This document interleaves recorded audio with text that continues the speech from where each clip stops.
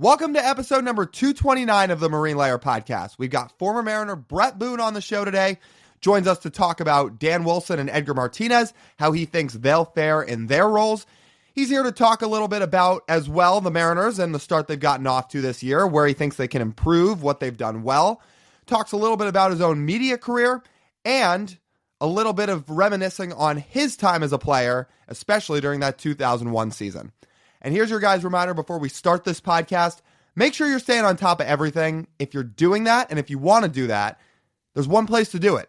Go over to our websites, marinelayerpod.com. Everything's over there, you guys. Whether you want to watch the episodes, if you want to listen, whether you want to join our Patreon, which we hope you do, you get priority on mailbag questions. If you want to buy our merch, it's over there. And if you want to see our live show schedule, which, speaking of, we've got our first live show of the regular season coming up this Saturday. This Saturday, April 19th, over at Queen Anne Beer Hall. Live show starts at 11 a.m., watch party at 12 p.m. over at Queen Anne Beer Hall in Seattle. We're going to have giveaways. We're going to do trivia. We're going to take your questions. It's going to be a lot of fun. Plus, we're all going to stick around and watch the game. So, come on out for that if you've got some free time. All right, let's get it rolling. The pitch from Acevedo. A drive deep to right field. Down the line. The Mariners win this game 2-1. The dream lives. They're going to the playoffs. 1-1 from Jansen. There you go. Left field. We got a tie ball game. Julio. Oh, baby, what a moment. Tie ball game at 7-7. And we welcome you to this episode of the Marine Layer podcast. We're part of the Just Baseball Podcast Network. Sitting here recording post-game Tuesday, April 15th on Tuesday night. Not the Mariners' finest outing. It's not. I know this is me bringing in the episode. If you want some clarification, TJ's in New York this week. He is on for the interview with Bret Boone, so he's on for the full interview.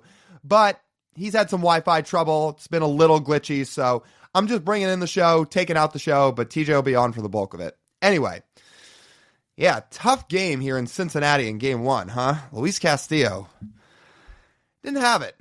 He just didn't have it tonight. Goes 4 1/3 innings, 6 earned. Command just wasn't there. He walked a handful of guys.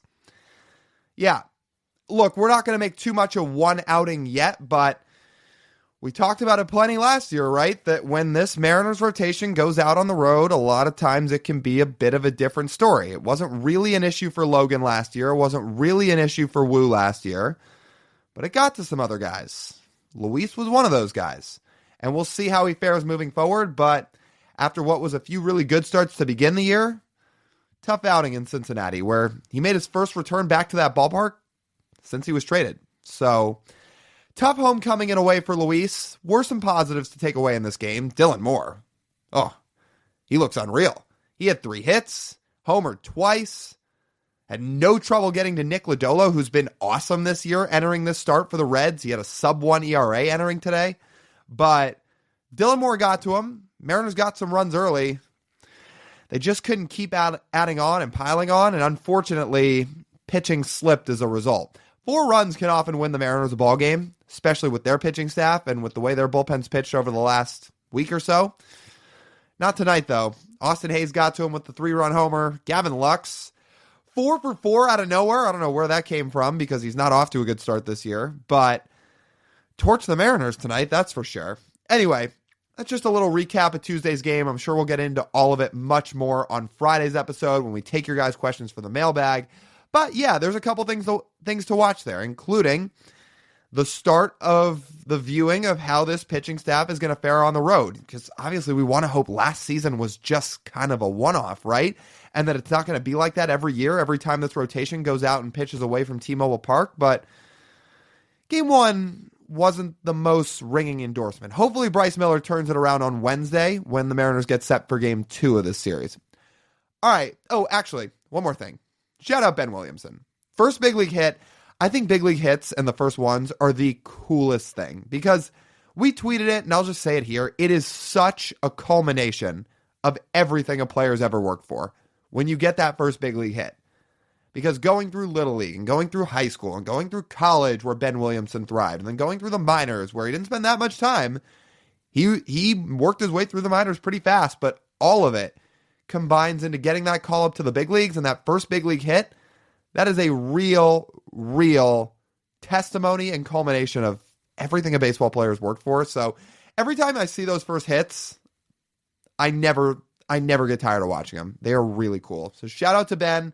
Got his first hit of his big league career here on Tuesday. Hopefully it keeps going, and hopefully we'll get to see that premium defense flash as time goes on here too, because I'm sure he's going to be playing a lot at third base. But yeah, those are the takeaways from Tuesday's game. All right, we're going to get to Bret Boone here in just a minute. Couple of housekeeping things. Again, guys, first live show of the regular season, our second ever live show, Saturday. It's at Queen Anne Beer Hall, 11 a.m., Saturday, April 19th. We cannot wait for it. Again, going to be giving out prizes. We're going to be doing trivia. We're going to be taking your questions. We're all going to stick around and watch the game. Mark it on your calendars. We're really looking forward to it, and we would love to have you guys there. So come on out for it. Saturday, April 19th, Queen Anne Beer Hall, starts 11 a.m. And before the interview with Bret, let's take a pause here. Going to talk to you guys about our friends over at Pagaccia's Pub 85. If you need spots to watch the games with Mariners season now in full swing, can head over there. It's an awesome time with your friends. There's great food, there's games, there's darts and pool. And if you go during happy hour, awesome drink specials. There really are. It's 2 to 6 p.m. for happy hour, $3 and $4 drinks Monday through Friday. Those are awesome deals, you guys. If you need a place to go plan a time with your friends and have some drinks and watch some games, head over there, because all of that is over at Pagaccia's Pub 85 in Kirkland. We really love having Bret Boone on. I got to tell you. He's gotten into the media world the last few years. I think he's really good at it. Good talker, really knows the game, has insight, calls back to his playing career to really contextualize a lot of things, which we appreciate because he has a bunch of insight that a bunch of us don't have, especially getting to be around Dan and Edgar as much as he was. We pick his brain about that a bunch and a few other things as well. So I don't want to keep you. Again, TJ and I are both on for this interview, so it's business as usual. And with that, let's get to our interview with Bret Boone. All right, we got Bret Boone on with us, now recurring guest. He's a former Mariners second baseman. He's also the host of the Bret Boone podcast, which you can find everywhere. Booney, it's great to have you back on. I know the last time we talked to you, you talked about how when you got your start in media that you weren't so sure about starting a podcast and you weren't sure if it was going to be a fit for you. Now, maybe a year later since we've had you on, how are you still enjoying it these days? I'll tell you, it's a lot of work, and I laugh because I get calls once in a while from somebody that's thinking about starting a podcast. They're done playing, and I said, well, you can do it, but I said you got to prepare. As you guys know, you do a great job covering the Mariners with your podcast, so you know the behind the scenes and what goes into it, the preparation, and it's been an interesting kind of journey for me. We've been up and running about 4 years, and I've learned a lot, to be honest with you, and but it's a lot of work and a lot of prep, and learning being on this side of the mic, which I had never been on before. I've always been the one. Today's more my style. I'm getting interviewed. I've been interviewed my whole life, but when I'm the interviewee, when I'm the interviewer, that's a different animal, and it took some time, but I'm having a good time with it, and it's been a ride, but things are going really well. See, it comes down to that. It's a good point because tomorrow, first thing in the morning, I've got to do a spot on Padres radio. So I've got to have my eyes on the Padres tonight, where I'm watching the Mariners a little bit because I go on Softy on Thursday afternoon. I got to be up to date on what the Mariners are doing. And for you guys tonight, I got to be up to date for that. I've got Atlanta that I did this morning, so I got to keep an eye on Atlanta. Who knows what's next? Then I'll do one in New York, so I got to watch, Uncle Aaron, see how the Yankees are doing. I got to see how the Mets are keeping up. So it's pretty much whatever I have coming up the next day. I try to put my eyes on those games. And if I have a busy Thursday and I've got 3 different things I have to cover, I'll tape a couple games and then whip through it, see where the scoring was, see the key moments. And as you know, this is an entertainment business. So I'll find a key part, throw it into the minutia of my answer, and now all of a sudden it's, wow, Bret's been watching all the games, but sometimes I haven't watched them all.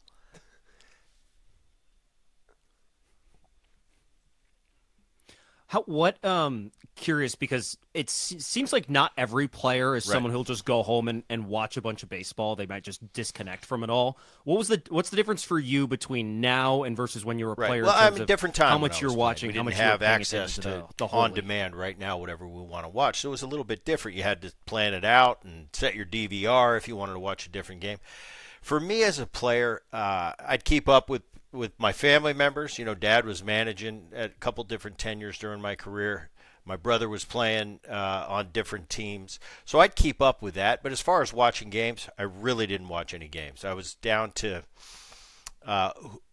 I might watch a game if somebody's coming into town and there's going to be a starting pitcher that I'm going to face in the next series. I'll probably look through that and I'll watch that, see how he's pitching guys in the lineup that fit my mold. Maybe that's how he's going to pitch me. So other than that, I was a big film guy.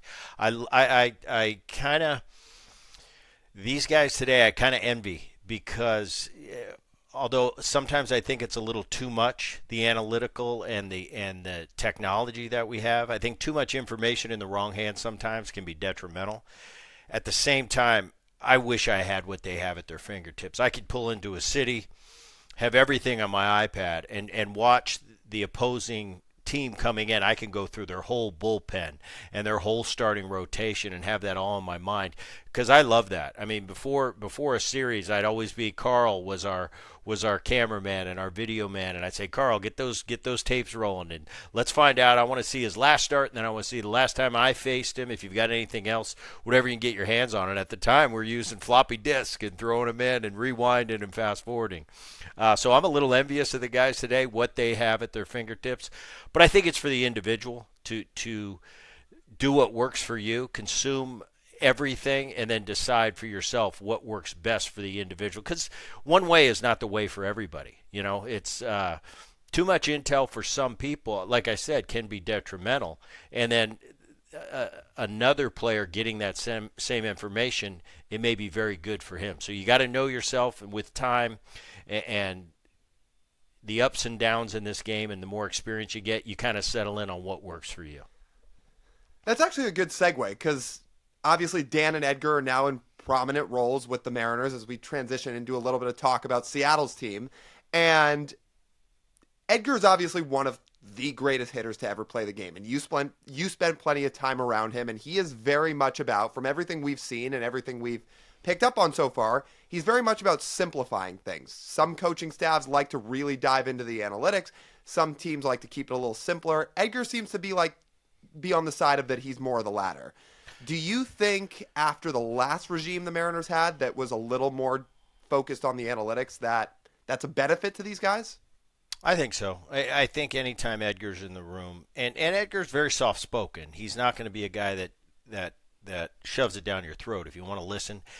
Edgar, and what I found, and he helped me out a lot, was the mental side of hitting. It wasn't necessarily, our swings were completely different, but when the ball's in the hitting zone, we did very similar things as hitters. It's just how we got there was a completely different journey. But my talks with Edgar through the years have been more behind the scenes of hitting, preparing for each and every at-bat, preparing for 162 games, having a formula, having an approach each and every at-bat, and not wavering from that. I remember coming back to Seattle, and I'd had some really good years. I'd had some tough years, And if you look at my bubblegum card, that'll back it up. But I sat down with Edgar one day, and I said, Edgar, what makes you so good? I said, I know I can hit 25, 30 home runs. I know I can hit 300. I know I can drive in 100 runs. I've done it before. But how do I do that consistently? And that's where the dialogue started. And he basically told me, Boone, you set goals. And I said, I don't want to set goals because I don't want to, I don't want to not hit my goal. He says, that's the key. He said, set your goals high. And he goes, this year, I'll give you an example. 2001, he said, Boone, hit 350 this year. Hit 40 homers, and I want you to drive in 120. I said, well, I've never hit 350. I've never hit 40, and I've never driven in 120. He goes, but if you hit 320 and you hit 30 homers and you drove in 110, would you be happy? I said, absolutely. He goes, set your goals high. Well, that particular year, I drove in 141. I hit 37, so I was an Edgar believer. But we went deeper than that. It wasn't necessarily the mechanics.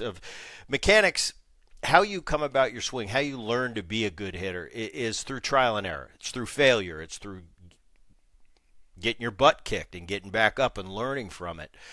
But what he taught me each and every day was have an approach. When you leave the on-deck circle, it's over. Whatever you decided you're going into that at-bat with, stick to the program and don't waver. Sometimes that pitcher's going to beat you. But over 162 games, getting 4 or 5 at-bats every single night, if you take that approach, you're going to give yourself as the individual the best chance to succeed over time. And I implemented that in my Seattle years second time around, and it turned me into a completely different offensive player. I wish I would have found out earlier in my career to go about it like that, but I guess better late than never, and Edgar was a big part of that for me.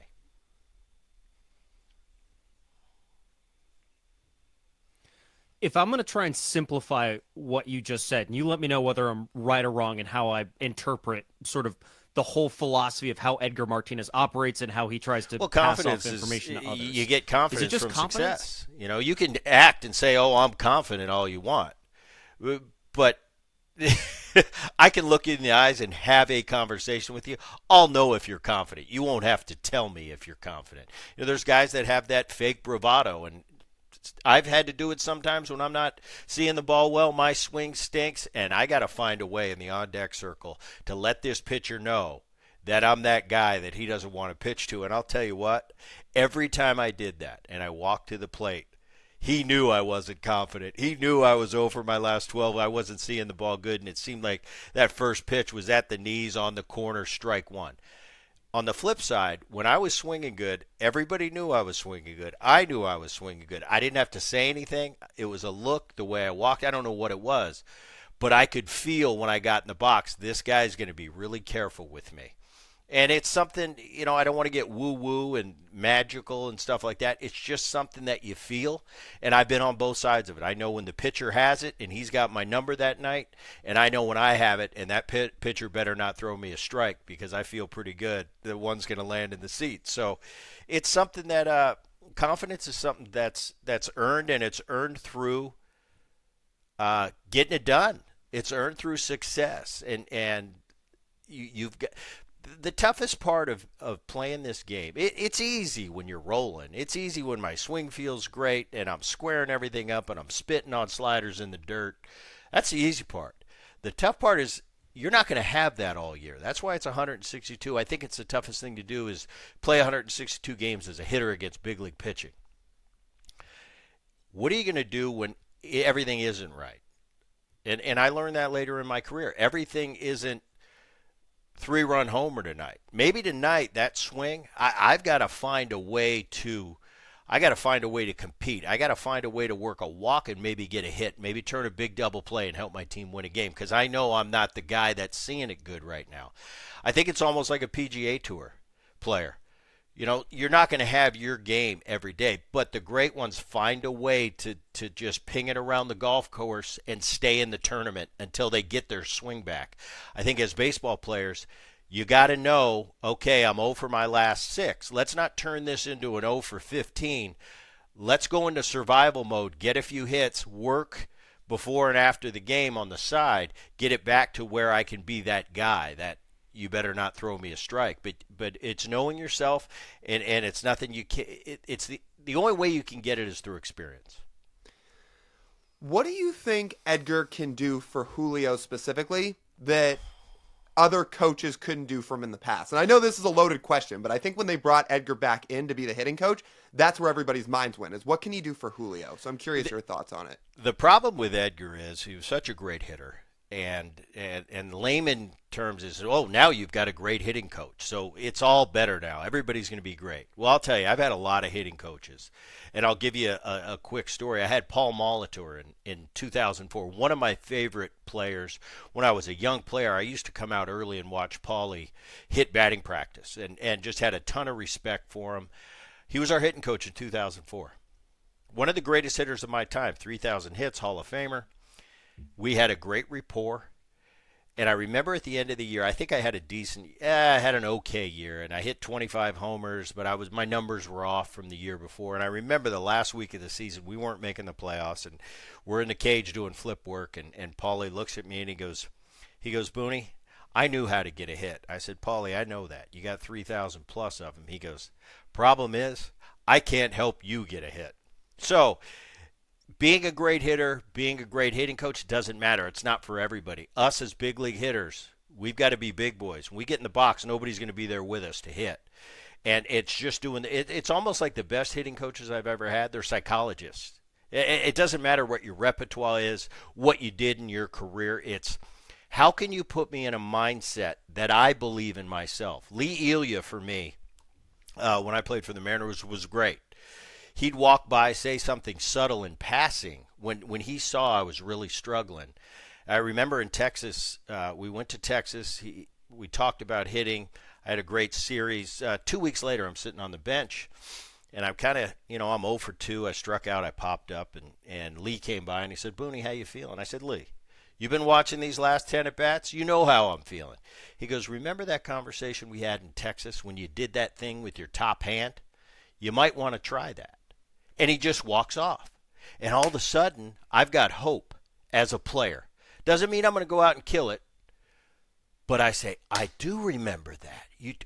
Now all of a sudden, I'm looking for a for sure offer right now. And all of a sudden, that little subtle confidence booster, he said the right thing that registered. And all of a sudden, I got a chance now. That's what a great hitting coach does. I think they putting that on Edgar is, Edgar, the great Edgar Martinez is now the hitting coach. That doesn't mean anything at the big league level. These are big boys. They got to do it when they get in the box. I think Julio Rodriguez, there's been a lot on his plate. He's a young player. His skill set is star quality, without a doubt. I watch Julio. I don't know Julio well, but just my observations from afar, watching as a baseball fan, as an analyst, is, man, this kid's got a lot on his plate. He thinks about it a lot. He really wants to be the guy. Offensively, the Seattle Mariners have struggled the last few years, been at the bottom of the American League. And I think Julio puts too much on himself, thinking, I'm the guy, I got the big contract, I'm on the cover of the media guide, I've got to go above and beyond. And that's when we have to take a step back. No one guy can just carry an entire team. But there hasn't been really Cal Raleigh now a little bit is turning into that. He's kind of got a partner. Cal's proven that he's going to hit 25, 30 home runs and kind of be a big voice and a captain type figure on that team. But it's really tough when you're that young doing it by yourself. Ken Griffey came up. He had a bunch of guys around him. He had an Edgar. Eventually he had an Alex. He had a Jay Buhner. So he kind of had a cast with him. But that's the type of talent Julio is. I'm not going to say he's junior. That's not fair. Junior's the best player I ever played with. So that would be unfair to put that on Julio Rodriguez. And Junior's one of the greatest players of all time. So that's not fair. But Junior had that special skill set that not too many people have. And Julio's in that category of that special skill sets that you see with the Harpers and the Trouts of the world. It's just whether he gets enough experience to really tap into it and take it to the next level.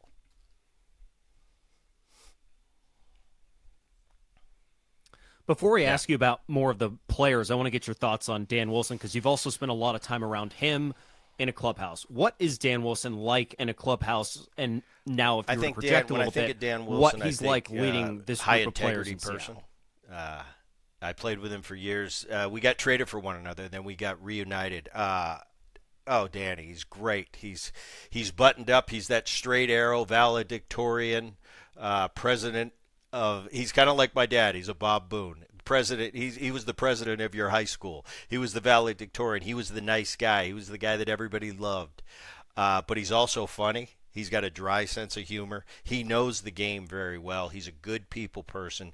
I think he's been around that organization quite a bit and wearing a bunch of different hats in the past couple of years, from going down and working with the catchers to instructional ball to doing some color on TV. So he knows that organization inside and out. He knows the players. He has a relationship. He has the respect of the players. And he's a real solid baseball man. So taking over, anytime you're taking over an organization and you're going to be the skipper, there's going to be a bullseye on you. But I think Danny's up for the job. The players, at the end of the day, managing's managing. That's great. And you've got to put your players in the best space to succeed. You got to deal with egos. You got to deal with personalities. That's the real job of managing. It's not, should we bring the lefty in or should we bring the righty in? The computer will tell you that. Should he go 80 pitches? Should he go 87 pitches? That's not the tough part of managing. Tough part of managing is my third baseman's really scuffling right now and my left fielder's having a tough time. My left fielder I might have to give a hug to, but my third baseman I need to kick him in the ass. And I'm going to get the same result. That's knowing people. I think it's like being the big-time CEO of a company. It's dealing with people. It's dealing with personalities, egos. And I think I saw when Scotty got let go a year ago and Danny took over, people were asking me, what do you think of Danny? I said, who better than Danny in that position right now? He's a respectable guy, like I said, high-integrity guy, a lot of baseball knowledge, great teammate. I gained a big appreciation for Dan Wilson post-career. Danny was a big part of our early 2000s run. But at the time, you think he's the catcher. He hits eighth. He puts up some numbers. But I came to appreciate how much he meant to that team and that pitching staff as the catcher, just like I look at a Cal Raleigh today. I look at Cal Raleigh, and that's great that he hits 30 home runs. But where his real value is behind the plate. He's as good catch-throw as anybody in the game, but it's more than that. It's the fact that when that starting pitcher comes to the ballpark, he's in a good frame of mind because Cal's behind the plate. And they have that relationship. Seems like he has that rapport with that starting staff. And that starting staff, as everybody knows, is very special, very talented. But the fact that they all love throwing to Cal Raleigh, that's such a plus in an organization. Danny was very similar to that in the early 2000s when we played together. He had the full respect of the staff. They loved throwing to Danny. And the credit catchers don't get is sometimes you come to the game and you don't have your best stuff. You know it. You're in the bullpen. I'm talking as a pitcher now. Slider it doesn't have that bite today. That fastball is a little bit off. But you got a catcher back there. You got a partner that goes, all right, but I know Danny. I know Cal. He'll get me through with my mediocre stuff. That's a huge thing for the mind. And that's, like I said, as I've gotten older, as I've gotten away from the game, I appreciate guys that were really good behind the plate. That's where their value is getting that staff through when they don't have their best stuff. And then the 30-plus home runs, that's not bad either for Cal. But, yeah, Danny was as good as anybody at the time. He wanted Edgar to come with him. Who wouldn't want Edgar to come? But it's not magic. These players still got to do it. And I know you guys, you're around it all the time. I'm sitting here as an ex-Mariner thinking, man, I wish they'd go out and get some offense to help those guys. And it just seems like year after year we're sitting in the same spot. Welcome to the club, Booney. Yeah. So that being said, what have you made of the Mariners through the first couple weeks of the season? I think they're very similar to the team a year ago. I think Kirby coming back is going to be huge. I think Matt Brash coming to help Munoz at the end of the games. I think that's going to be a huge boon to their bullpen. The problem with not going out and really addressing the offense, to me, and it seems like Polanco, he's a little banged up. They're picking their spots when they're playing him in the field, but he's off to a great start offensively. Cal's picked it up recently. He's hit some home runs. But the problem when you've got that type of pitching staff, that good of a pitching staff, especially in 2025, it's not 1997 anymore where you go through the entire season with a six-man rotation. Maybe one guy gets hurt here and there. Today's game, it seems like guys are dropping like flies. Everybody's getting hurt every day. It seems like somebody else is going on the IL. So it puts when you've got a talented 1 through 5 starting rotation, that's great. Here's the next part. You really got to stay healthy because if two of those guys go down, you're in big trouble. Whereas you look at teams that have the offense and the pitching. You look at, well, the Dodgers is kind of the epitome. It's really not fair. If one of their starting pitchers go down, they fill the spot with another potential Cy Young Award winner. Everybody doesn't have that luxury. So it really puts for this Mariner team, I think, to succeed, go to the postseason, go deep into the postseason, it's really imperative that this starting rotation stay healthy.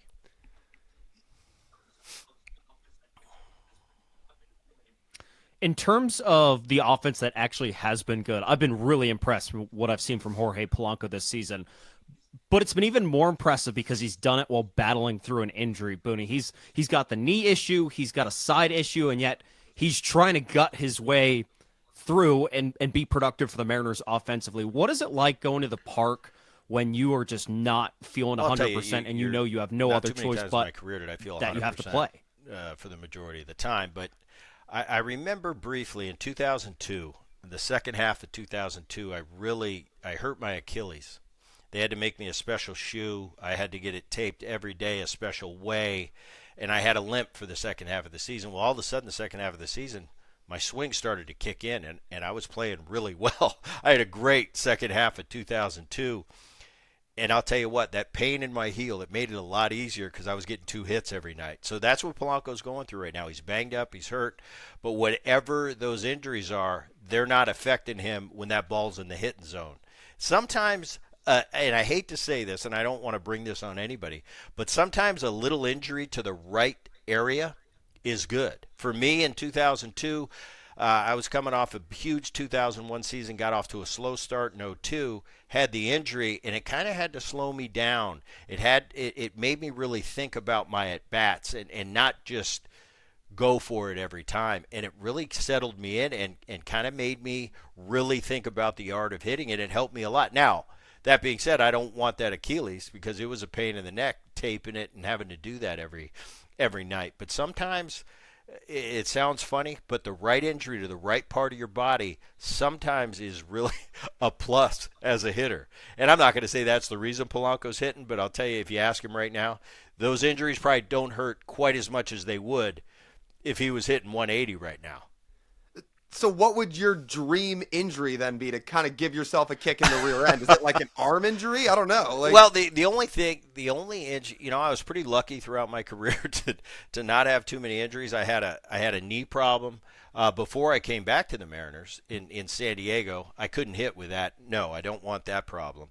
I had elbow chips, but for the most part, I stayed healthy. And the only time I really knew I was hurt, but I played through it and was successful, was that 2002 season I was talking about. It was unbelievable. It seemed like I just kept getting hits and thinking, wow, I got to stay in this lineup. Even though I could move in the field, I could go back and forth. I just had a little bit of a hobble. And the doctor told me, you're not going to hurt it any worse than it is, and if you can play on it, go ahead and play on it. Well, if I wouldn't have been swinging good, I probably wouldn't have said, I've got to go. At the time, it was the DL. But the fact that you were performing, that injury, it tends to not hurt as much when you're throwing 2 out there every night.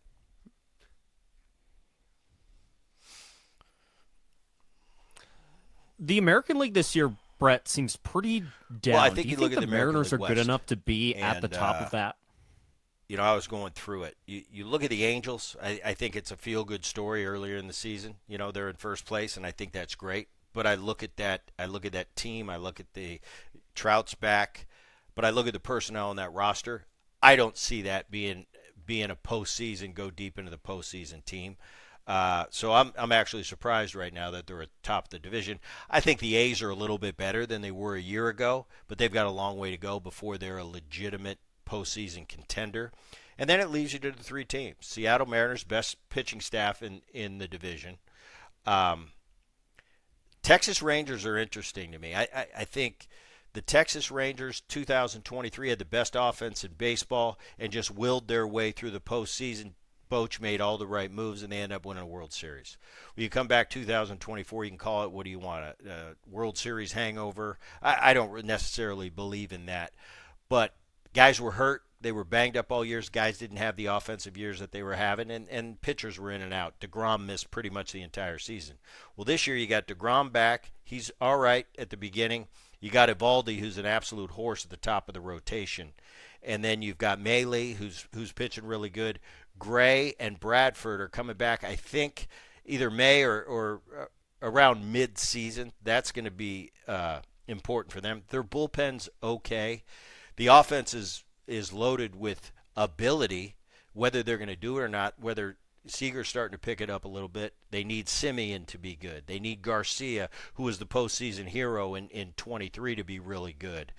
Guys like that, the young kids, it's going to be a mix. So Texas is going to be in the mix. I think Houston is as vulnerable as they've ever been. Tucker, Bregman leaving. And it's not just their bats leaving, but I think it's their presence, what they've built there for the last 6-7 years when they pretty much had a stranglehold on this division. I think for the first time, Houston's gettable in that division. So I think it's going to come down to the Mariners, Houston, and Texas. I think it's a real competitive division. I don't think anyone's going to run away with it. And if you want to talk just who has the nod, I always look to pitching. Mariners have the pitching. But if you'd have told me a year ago that the Mariners are going to lead the American League in pitching and not go to the postseason, I'd say you were crazy. Well, that's exactly what they did. I think they were number 1 overall in the American League and didn't make the postseason. I thought that was impossible. I always thought, you give me the best pitching, I'll put a AAA team on offense out there, and I'll still go to the postseason. Well, the Mariners proved a year ago that that's not always necessarily what comes of it. Yeah, it's kind of 2 years in a row. They might not have been the top of the league in 23, but they were pretty close. So this is, back-to-back years with that rotation where they haven't been able to get there. So let me ask you this, because you said you wish they'd go out and get offense. Mm-hmm. So I'll phrase it like this. Whether it had been 3 months ago in the offseason, or whether you could fast forward to the trade deadline now, whether it's a certain player you like or a certain type of hitter you like, what helps this offense to the point where you look at it and say, oh, this is a real needle mover? Well, for me, and I was pushing for it late in the offseason when Pete Alonso was out there. And I said, you got to make a big splash. Go get a Pete Alonso. That's really going to help Julio, kind of take the onus off him. You got Alonso, who's a guy that's going to hit 30 on a bad year. He's going to hit 40 when things are right. He's off to a great start for the Mets. That's the type of player I wanted to see them go out and get, Trading for a Tucker, I don't know if they would have done that within their division, but that type of player. I think at this stage, and especially now with Polanco being out, I'm sorry, not Polanco, Robles, who had a great stint with him last year, was off to a decent start, seemed to be one of those core players for them. He's out. Bliss is out, the young second baseman. And I look at this team, and you got Polanco, who's sparingly, and hopefully he can get through these injuries. But other than that, you got Raleigh, Julio, Rosarina, and Crawford are the only 4 regular big league players that Danny goes and he knows he can put in the lineup every day. I haven't seen too many teams be successful, with the exception of the Tampa Bay Rays, who are unicorns, and I don't know how they do it year in and year out. They're unbelievable. But for the most part, as a general rule, you don't have 4 guys and then mix and match 5 others at the other position, or 4 others, or no, 5 now with the DH. So it's going to be interesting to see what they do. When a guy like Robles goes down and you're already offensively challenged, and it's middle of April, a lot of these teams right now, they're trying to get a feel for what kind of team they have. So there's not a bunch of people out there willing to trade a bunch of players. It's April 15th. We want to decide what kind of team do we have. We're not ready to trade anybody right now, and we're not ready not to. So it's not like there's plenty of guys available at this stage of the game. It's going to have to get them through. I think these guys, Kirby coming back, and like I said, Brash, that's going to be huge, because if you're going to be pitching strong, you got to have all of them. You got to have all the horses, and they're coming back soon. We hope.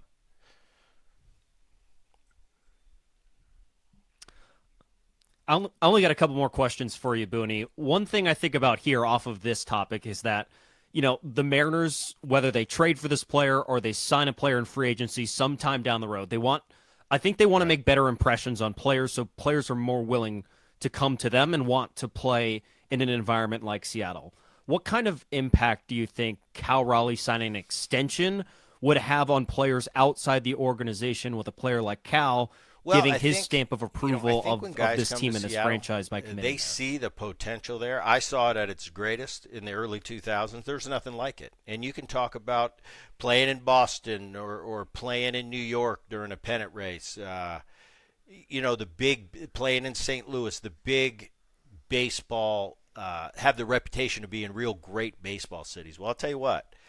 In the early 2000s, playing for the Seattle Mariners, they can hang with any fan base in the country, but you got to win, and you got to want them to come out. You see what I've been watching, like you guys have been watching the last few years, when they just miss going to the playoffs, and you see down the stretch how that town turns out and how much electricity is in the air. Well, when you're winning all the time, man, they come out tenfold. I remember 01 just getting on the top step right before each and every game to take the field and just looking around. I mean, it's 47 strong every night. I don't care if it's Monday night against a last-place team. It was packed. That roof was blowing off every night. Years later, I went to a Seahawks game when they were rocking, and it brought back memories. I said, this is what Safeco, now T-Mobile, used to be like every night. If you win, I've seen what that city can do. It's unbelievable. It's a great city. The people are great. The ballpark is beautiful, but players at the end of the day, majority of the players, they want to win, and they want to see management that wants to win. Jerry DiPoto's been there. He's developed the farm system. He's brought this pitching staff to the Seattle Mariners. For that, I got to tip my cap. But I'm starting to look beyond that and think, well, obviously Jerry knows they need offense. He wants to go get who doesn't want to go out and spend and get great players? Of course he does. It tells me that Jerry's not making the final decision on who he's bringing. So I can't put the onus necessarily on him. He's developed a great pitching core that they have developed through the minor league system. At the end of the day, when people are yelling, Jerry, he's not spending any money. Well, I don't think Jerry has final say on how much money they spend. So when you're talking about onus, there's enough to go around. Yeah, I would say you are absolutely 100% right on that, and we've talked about that probably one too many times on this podcast. So I'll end with this. Speaking of winning, I thought I'd wrap up with this question. I saw you answer it a couple weeks ago, but I'm just curious to hear you talk about it now, a couple weeks into the season, and here on our platform. Any chance the Dodgers break your record of 116 wins? I never thought I'd see a team that talented on paper. It's the best team I've seen on paper. Now, on paper is one thing, going out and doing it's another. It's the best team I've ever seen in my lifetime. So I think what you saw that I said was, if anybody could do it, it would be them. Still unlikely. It doesn't matter if you have an all-star team. To win 116 plus is just kind of unicorn stuff. I always talk about that year as it was a magic carpet ride. And you look back on it, we didn't talk about it much. We knew we were winning at a ridiculous clip, and it was like, it's better not to talk about it. Just stay on the ride and enjoy it, because it's never going to happen again. But if any team has the talent and the horses to do it, it's that Dodger team. And I think what separates the Dodgers from the rest of Major League Baseball, and I touched on it a little bit earlier, is the depth of that roster. Clayton Kershaw, he's starting to throw, signed back with the Dodgers, one of the greatest pitchers of all time. If everybody's healthy on that roster, Clayton Kershaw's 7th or 8th starter. That's how good they are. Nobody else can say that around baseball. A star goes down in the field, they replace him with another star. Nobody has the depth of the Dodgers, and I think depth is the most important thing in 2025. Like I said, it's not 1995 where depth, it's nice to have depth, but our everyday guys, we go out and play every day. It's not like that in Major League Baseball anymore. So the guys that stay healthy the longest and have the most depth usually are standing at the end of the season.